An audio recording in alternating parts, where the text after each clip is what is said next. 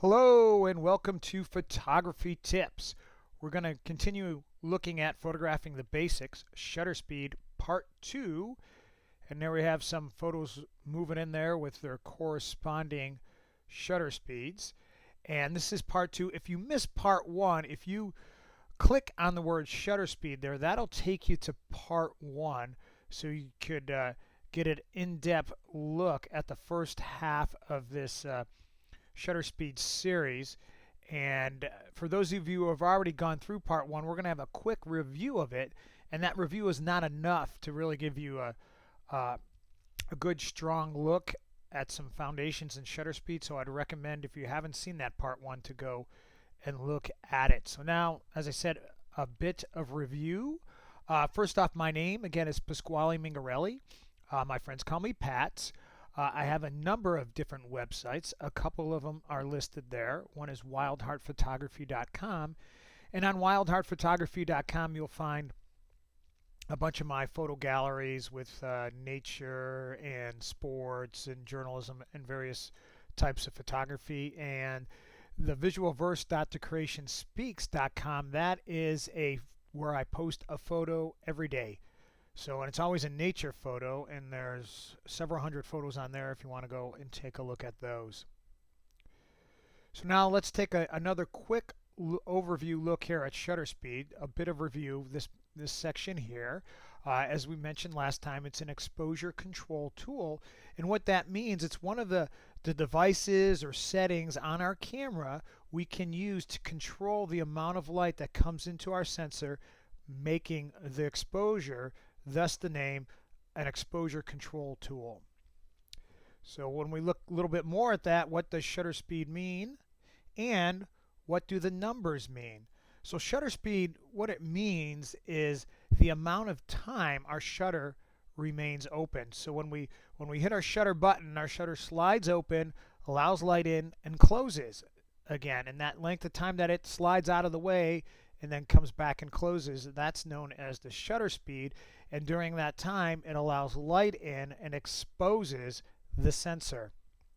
And there are numbers that represent shutter speeds, and we're going to look at those numbers right here. Some of them, some camera models go up higher than 2000, but we're going to stop at 2000 because it fits nicely on our little chalkboard. And we did kind of switch the theme here to, we're doing something educational, so I thought a chalkboard background might be a little bit better than my colored background I had up in the first video. So there we have the shutter speeds of 2000, 1500, 250. Well, what are those numbers and what do they represent? Well, those numbers are actually fractions of a second. So that 2000th is 2000th of a second, and that 1000th is 1000th of a second, and 500, 250, and so on down the line till you get to the 1, and then that becomes a second again, all the way to 30 listed there. One of the things you'll notice when you look at these numbers, and when you look at just that 1000 and 2000, we notice that the relationship between those two is that 1000 is half of 2000. So 1000 of a second is half as fast as 2000th of a second. So because what that means is the shutter's open twice as long. And because it's open twice as long, twice the amount of light gets through to the sensor. And the same thing when we look at when we move from 1000 to 500. Again, 500 is going to allow twice as much light into our sensor, because 500th of a second is twice as long as 1000th of a second. And the same is true when we look at the relationship between 250th of a second and 500th of a second. And now when we look at those numbers too, what we see, what that difference is, I should say, between 500 and 250, there's the name we give for that when we're moving from 500 to 250, we're doubling the amount of light that comes in.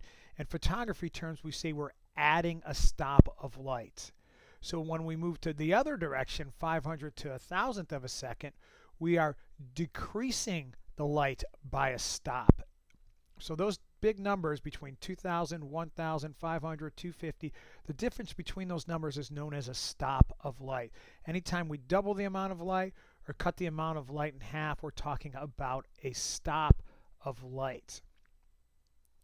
So now our cameras today have some numbers in between those numbers. If we look at the 2000 and 1000, again, we have the number of 1600 and 1250, those two numbers between them. And they divide the difference between 2000 and 1000 by thirds, so they're called thirds of stops.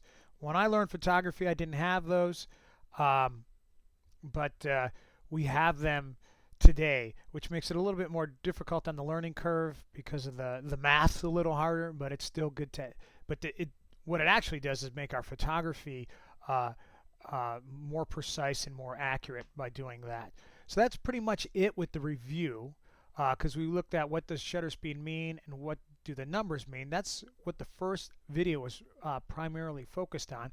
And so if you click on what does shutter speed mean, if you click on that, that'll take you again to that part one, because we go deeper on these two topics of what does shutter speed mean and what do the numbers mean in video, in the part one video of shutter speed. Now what we want to do, we're going to move in there, is when to use what, because this is going to be the focus, the primary focus of this video is when to use what. What we're going to do is we're going to examine these numbers, and we're going to examine photos with these numbers, because we want to know when do we use a number like 2000 or 1000, or when do we use 1/25th or 60th, or when do we use an eighth of a second, a quarter of a second, or a half of a second. When do we use these? Well, the primary reason we're going to want to use a fast shutter speed like 2000 or 1000th of a second is because we want to stop action. So when we're doing sports photography, we want that number up there. And I'm going to show you some photographs from various sports and how the fast shutter speed works with those sports. So that's why we want to have a high shutter speed. But moving down to like 1/25th of a 60th of a second, why do we use one of those? Well, maybe we're doing a portrait of somebody and they're not moving, or maybe we're photographing indoors, or we're just taking some photographs of a building or something like that. So we can have a slower shutter speed. We don't need the speed of 2000 or 1000. And you also may want to use like something like 500th of a second or 1000th of a second, not only for action, but if you're outside and it's bright out. You know, we just might want to move up our shutter speed fast because there's so much light available. We don't want to overexpose our image, so we will use a faster shutter speed when we're outside in the middle of the day. If we look at an eighth of a second, quarter of a second, half of a second, we may want to use those shutter speeds for landscape photography. Our subject's not moving, so we may just we would put our camera on a tripod when we're using shutter speeds that slow. So we'll have our camera on a tripod, and we'll photograph it at an eighth of a second or a quarter of a second, because nothing should be moving. So we can use those slow shutter speeds, which will allow us to have a smaller aperture, increasing our depth of field. Now, you may not understand what I've just said there, but we're going to talk about that in another couple of videos when we look at f-stops. And then after the 2, you see the number 1, and 1 actually is where we change from the fractions of a second to the second, and then we go to 2 seconds, 4 seconds, and all the way down to 30 seconds. So those are really slow shutter speeds, and we could even set our camera slower than 30 seconds. We talked about that in the first video. And what those slow numbers do, they allow for a little bit creativity with the motion, and we'll take a look at some of that as we look at some photographs that were taken at slower shutter speeds. So now what we want to do is look at shutter speed and when to use what. Well, we're going to look at the examples. We're going to look at some photographs and their corresponding shutter speed. So the first thing, we have a sports action shot of someone playing ultimate frisbee, and it was taken at an 800th of a second. Now that's not a super fast shutter speed, but it's not a slow one. As a matter of fact, the first SLR camera I had, first film 35mm film camera I had, the fastest shutter speed on it was 1000. So 800 is pretty quick, but you know, today when we could go 4000 or 8000th of a second, it's not all that fast of a shutter speed. And the reason the shutter speed was chosen, I know it's sports action, so we'd want to get a faster one, but the reason we used this one was because the sun had gone down. This was in Colorado, and the sun had already gone behind the mountains. It was still up, but the mountains were blocking it, so it was in the shade, and so the shutter speed wasn't quite as fast as it could have been. But we could see what 800 of a second could do when we look at this woman's face. It is sharp. Her face is sharp at 800th of a second because her forward motion has been stopped by that fast shutter speed. But when we look at the hand and the frisbee, they had more motion to them than just that forward running motion that the girl had. So they blurred a little bit. They have a little bit of motion blur. So in some way this is kind of nice because it allows our minds to think about the motion that was going on in the photograph. Now if we increase that shutter speed to something like 3200th of a second, here with the baseball player and the baseball, we can see how that baseball is stopped as though it's suspended in midair. Even this rotation of the ball has been stopped. So 3200th of a second can't do that. Now the ball's probably moving at about 70 miles an hour. I mean, I'm not an expert on how fast a 12, 13-year-old boy throws a fastball, but it's probably about 70, 75 miles an hour, and the ball is stopped. Now we're going to look at a little slower shutter speed, but the same effect is still there on this person playing soccer. We could see that looks again like he's suspended in the air, and the ball looks like it's glued to his forehead. Now we know in real action that just happened boom boom really fast, but with that 1600th of a second it stopped it and even stops the ball from spinning.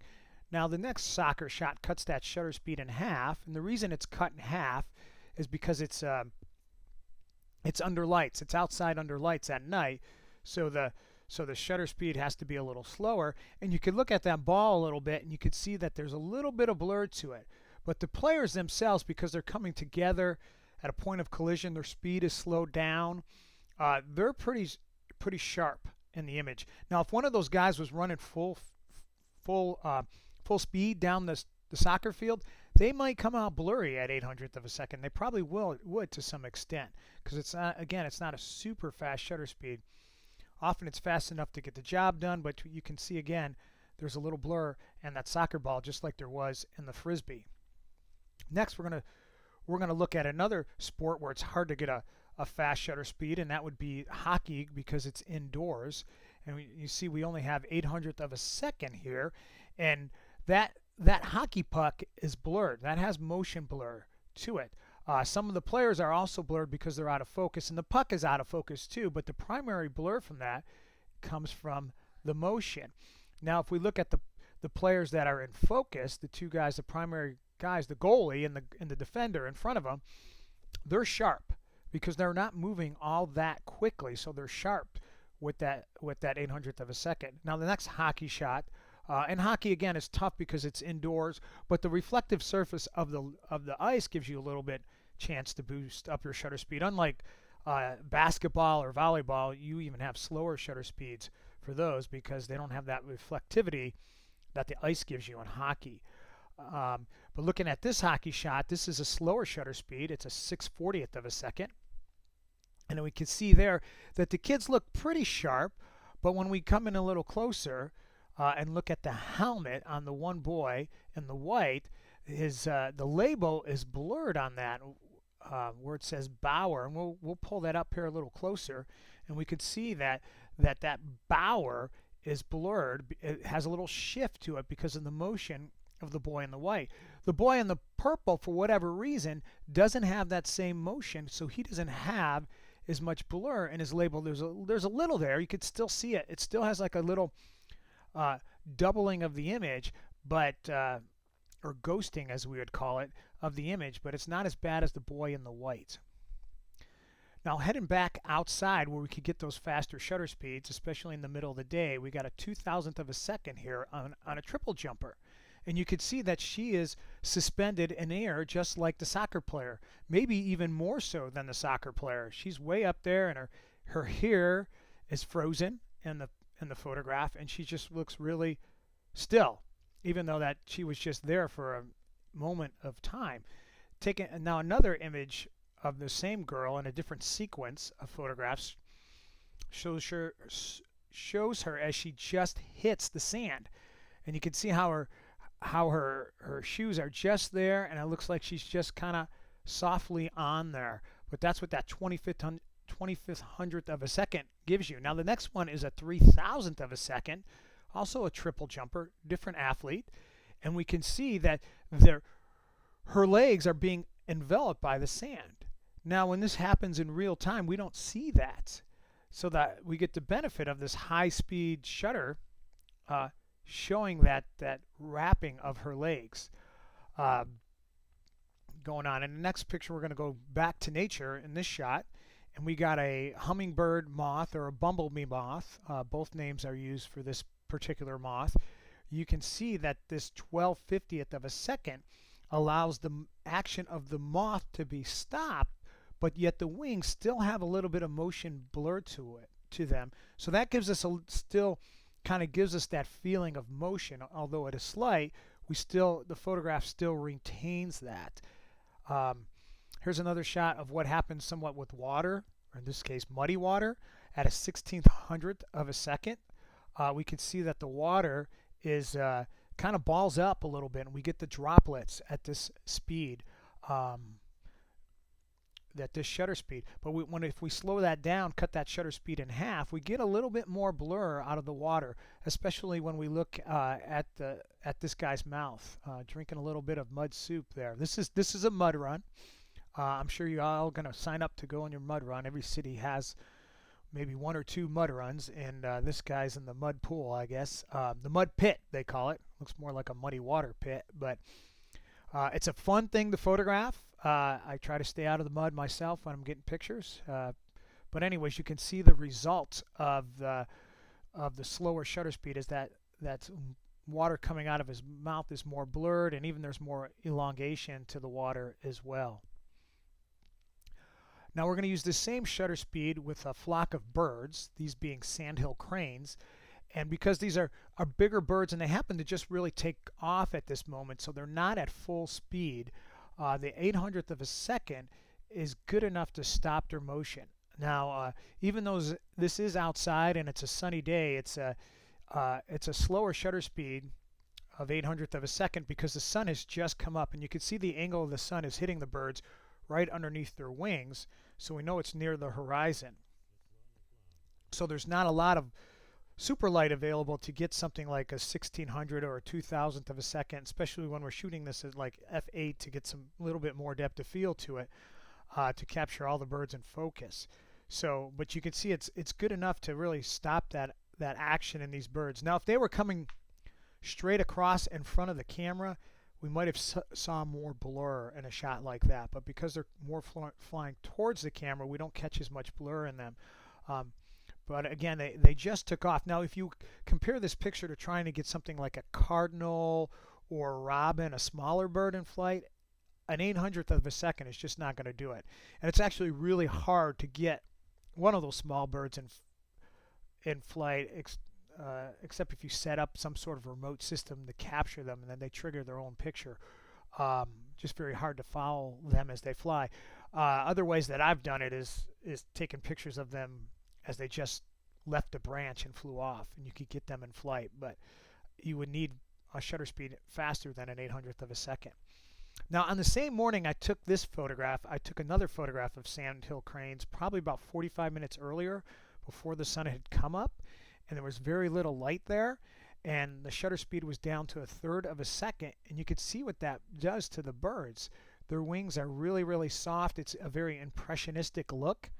It has a very, some would call an artistic feel to it, and it does have a very I would say a cool effect, and I like the effects you can get. But you have to shoot a lot of pictures at 1/3 of a second to get one that actually is going to work for you. But in this case, this one, to many people, like this photo. Some people who want a more realistic look of things don't like this photo, but others who look for some more interpreted photography like this photograph. Still, some other effects we can get with slower shutter speeds. This photograph was taken at 2.5 seconds. Now all these crane pictures are taken from the same blind over a period of about 12 hours, where I was in a blind at the Roe Sanctuary in Gibbon, Nebraska, where the sandhill cranes come through on their migration. And I was in the blind overnight, so this picture was taken at night after the sun went down. The lights in the picture are just, they're not sunlight, they're just street lights or something way off in a distance. But you can see what that 2.5 seconds does.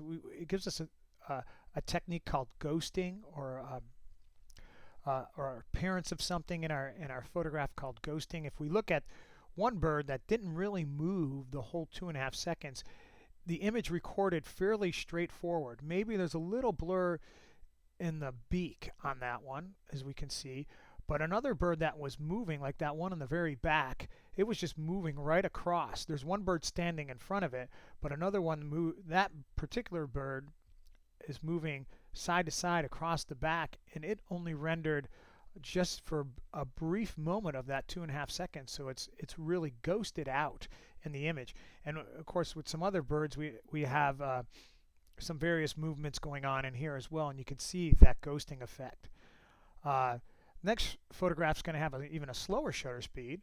It's going to be 5 seconds, and you can see what that does to tail lights on cars and the headlights on the cars. Just gives us these light trails, as they're often referred to in a photograph.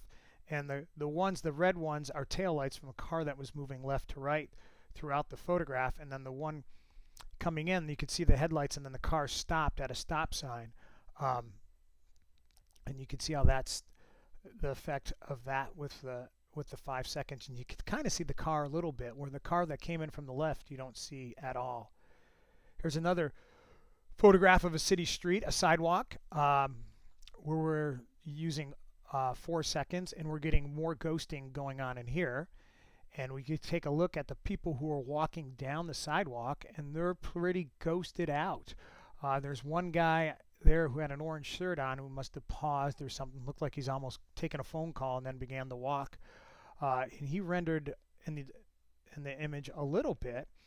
But the guy who's sitting here playing his guitar, he didn't blur out at all, because he sat there the whole time, probably just moving his hand. And he looks pretty sharp. Another technique I want to talk about that we can play with shutter speed is a technique called panning. And we can see what's going on with that photograph. There's a lot of blurring in the background. And this is a 400th of a second, which is, for a lot of panning shots, it's pretty fast. Most are done at a slower shutter speed than that. But what the technique of panning is you take the camera and you follow the subject as it moves along in front of the camera.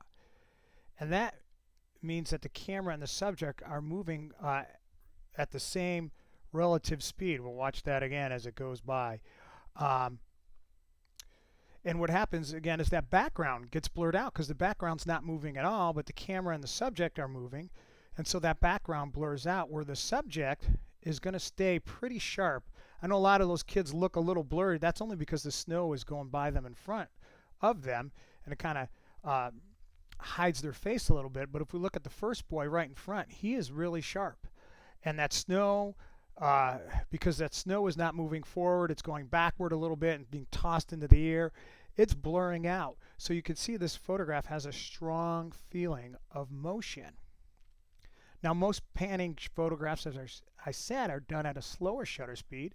This one is done at a 40th of a second, and that background is really blurred out, and the subject matter, the man on the bike, is sharp relative to that background. Now, he's a little blurred, but that blur adds to the energy of the photograph, the feeling of motion, the feeling of that feeling of energy, or even fun, because this photograph almost has a fun feel to it. It helps, aided by the red shirt he has on, and the colors, and the red and the blue in the background, and the clouds. I mean, there's a lot of energy to that photograph, and that 40th of a second gives you that.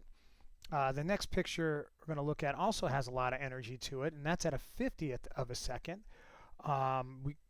Again, that background is all blurred out, and the shadows kind of help emphasize that blur, where we have a lot of shadow and lights kind of playing together in the background. Most of the shadow is coming from the bike rider, but you can see that bike is really sharp, and it's just moving straight across the at one direction. It's just going left to right. So, and the camera's doing the same thing. So that bike itself is really sharp, as opposed to the wheels, which have multiple motion to them. The wheels are going forward, but then they're also spinning, and that spinning motion is blurred. And then the leg is being pumped up and down, so that's also blurring as well. And the foot is going up and down as well as moving a secondary forward motion as well. So that has a lot of blur to it. So you can see what happens when we use that 50th of a second. So, well, that's it with shutter speed. That's our part 1 and part 2. And next we're going to look at f-stops, which is another exposure control tool. But we're going to do that in another video. In a couple weeks I'll get that one up. So enjoy the shutter speed. And if you haven't looked at the first one, I would encourage you to do that. I'll just put the link up here on the screen, and you could click on that, and that will take you to the first part 1 of shutter speed. And so I thank you for watching my video, and I thank you for your time. And again, there's my contact information, as well as some photographs I've taken around the world when I worked for a magazine. I got to travel overseas, and so those are some of them. And again, you can go check out my websites, and I have a great day. Thanks again for watching.